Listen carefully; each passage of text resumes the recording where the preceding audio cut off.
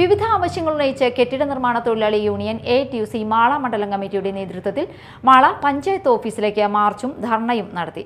CPM Mala മണ്ഡലം secretary MR Appukuttan ഉദ്ഘാടനം ചെയ്തു.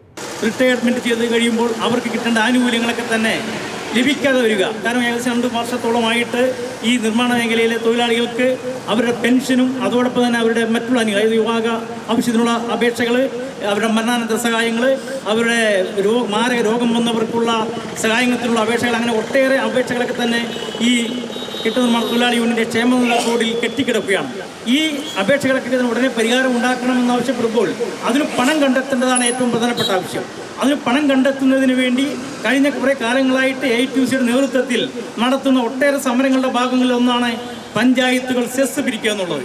പഞ്ചായത്തുകളിലെ കെട്ടിടങ്ങളിലെ കൃത്യമായി സെസ് പിരിച്ചെടുത്ത് ക്ഷേമനിധി ബോർഡിലേക്ക് പണം അടച്ചു കഴിഞ്ഞാൽ ഈ ക്ഷേമനിധി ബോർഡിനെ തനതായി പ്രവർത്തിക്കാനുള്ള വേണ്ട സാമ്പത്തിക ശേഷി ഉണ്ടാവുകയും അതുവഴി നിർമ്മാണ മേഖലയിൽ പ്രവർത്തിക്കുന്ന തൊഴിലാളികൾക്ക് പിരിഞ്ഞു പോകുമ്പോൾ അവർക്ക് നൽകേണ്ട ആനുകൂല്യങ്ങളും അതോടൊപ്പം തന്നെ അവർക്ക് കൊടുക്കേണ്ട പെൻഷനുകളും കൃത്യമായി കൊടുക്കാൻ കഴിയും. KV സുജിത്ലാൽ അധ്യക്ഷത വഹിച്ചു.